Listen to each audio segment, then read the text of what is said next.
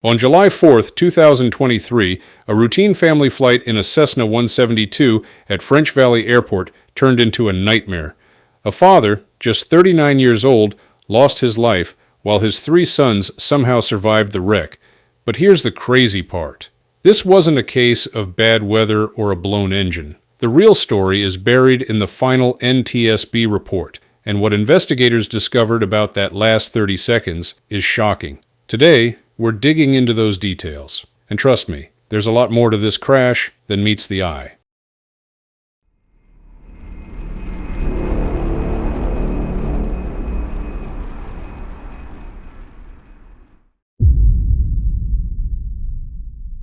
So here's how it played out. Jared Newman took off from French Valley Airport with three of his sons on board. The plan? A short, scenic hop? Nothing unusual. Weather was good, visibility was clear, winds were gusty, but nothing outside the limits. On final approach, the Cessna looked a little squirrely. That's what a witness called it. But still, it touched down on the runway like any normal landing. For a brief moment, everything seemed fine. And then, suddenly, it wasn't. Instead of rolling out and slowing down like he originally intended, Newman jammed in the power and pulled the airplane back into the air. Eyewitnesses and security cameras caught the moment. The plane climbed steeply, too steeply, to about 60 feet, then started to sink, wings rocking. Seconds later, it rolled left, inverted, and slammed into the ground behind an industrial building. Now, here's the thing. Going around after touchdown isn't unheard of, but it's unusual. Most pilots are taught that if you're already on the runway, it's usually safer to stay on the ground unless there's something blocking your path. So why did Newman change his mind? His son in the cockpit said he heard a sudden pop and felt the airplane shake. Maybe a blown tire, maybe a strut bottoming out. But investigators later found no mechanical issue. So that noise? Still unexplained? Which means this wasn't about the airplane failing him. This was about what happened next in the cockpit. Here's where the backstory makes the whole thing even more painful. Newman wasn't some longtime aviator. He was a brand new private pilot, just got his certificate about 2 weeks before the crash. Total time, around 65 hours, and this was literally his first passenger flight as a licensed pilot. That alone sets the stage. Low-time pilots are still building judgment, still refining their muscle memory, and more importantly, still learning how to handle surprises. But here's the kicker. His instructors had noted specific weak spots in his training. One of them even said Newman had a tendency to come in with too much nose-up trim on landing. And then, when he tried to go around, he didn't push forward on the yoke aggressively enough to counter the pitch-up. That habit was flagged, and it's extremely frustrating because that's exactly what seems to have happened here. Think about it.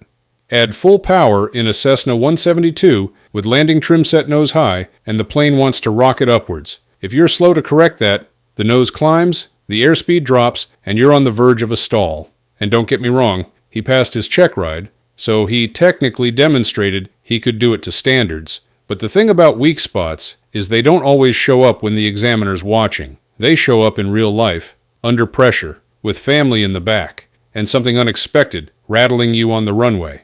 That's the setup. Inexperience, known habits, and a high-pressure moment. And when you combine that with a heavily loaded airplane and a hot summer day, you've got a recipe where even a small mistake can tip the scales.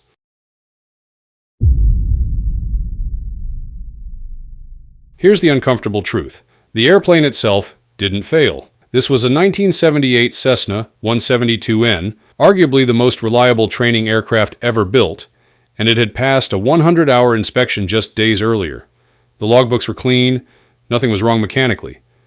But airworthy on paper doesn't mean forgiving in practice, especially when you're flying at the very edge of the envelope. At the time of the crash, the plane weighed about 2,279 pounds. Max gross, 2,300 pounds. That's not just heavy, that's basically as heavy as this airplane can legally get. And weight matters. A heavier airplane stalls at a higher speed and climbs more sluggishly. On top of that, the center of gravity wasn't forward, it was slightly aft. Perfectly legal, sure, but an aft CG makes the aircraft twitchier in pitch, easier to over-rotate, and a lot harder to recover if you get too nose high. Now let's add the environment. It was 92 degrees Fahrenheit. Hot air is thin air, performance suffers, Winds were gusting near 18 knots, not dangerous, but enough to throw a little instability into the mix. So when you put all of this together, you realize something chilling. The safety margin was razor thin. At that loading, in those conditions, the stall speed creeps up, the climb rate drops, and every mistake gets amplified. Here's a sobering number. Under normal conditions, a 172 might need about 300 feet of altitude to recover from a stall, if the pilot reacts instantly and perfectly. Newman had maybe 60 feet when the nose came up and the airplane began to sink. That's not a margin, that's a trap. So when people say the airplane was fine, yes, it was, but it was operating with essentially no buffer for error. This is where the crash truly unfolds. The NTSB found the flap selector in the up position, the actuator showing 0 degrees, and the cockpit indicator frozen at 20. What does that mean? It means the flaps were in the process of retracting when the airplane hit the ground. In other words, Newman had started cleaning up the airplane completely at the worst possible moment. Here's the thing. In a Cessna 172, a proper balked landing is a dance. Power in, nose under control, flaps back to 20, climb at 55 knots, then once you've got altitude, you slowly bring the flaps up the rest of the way. What you don't do is rip them all the way to 0 while you're still nose high and slow. Because those flaps, they're not just drag, they're giving you lift. Yanking them up is like pulling the rug out from under your own feet. So picture what happened. Heavy airplane, nose already trimmed high from the landing setup. Power comes in, nose pitches up sharply, airspeed bleeding away. Instead of holding flaps at 20 to stabilize, Newman takes them all the way up. Suddenly the lift vanishes, the stall horn screams, and the wings start rocking. Witnesses saw the airplane stop climbing, roll left, and then flip inverted in what was essentially a textbook stall spin entry. And here's the brutal reality. This wasn't one mistake. It was a cascade. Nose-high trim carried from landing, full power adding to that pitch-up, near gross weight raising stall speed, hot day killing performance, and finally, the flap retraction that slammed the door shut. At 60 feet, you don't get a second chance. There's no room to recover. And that's why this crash looks so violent and sudden. It was the perfect storm of small missteps converging in the worst way possible.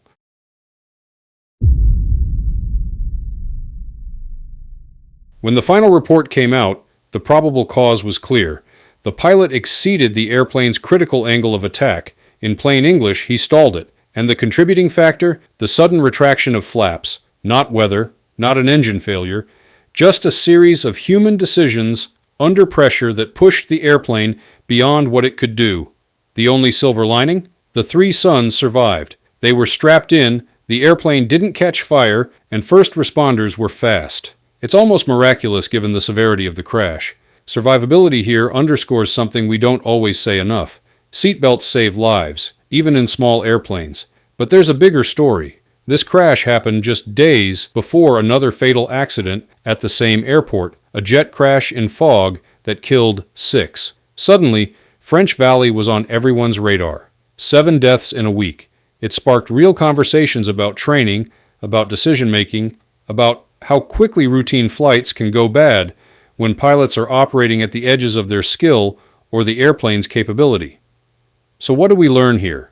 First, go-around technique matters.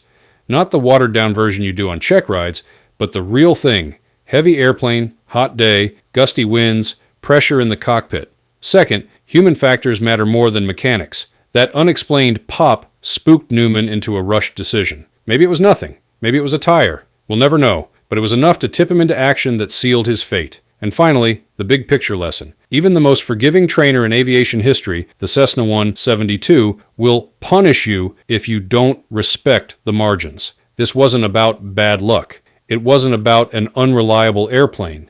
It was about razor-thin margins and a chain of human errors. And that's exactly why this story matters. Because if we take these lessons seriously, maybe the next new pilot, with family in the back, won't have to pay the same price. So, what do you think? Was this crash purely about low experience and bad timing? Or do you think the training system itself failed to prepare a new pilot for these razor-thin margin moments? Drop your thoughts in the comments, because honestly, this one hits hard, and there's a lot to debate. And if you found this breakdown helpful, make sure to hit that like button. It really helps more people see these stories. Subscribe if you want more deep dive aviation explainers, because every week we're unpacking accidents, near misses, and the lessons that keep flying safe.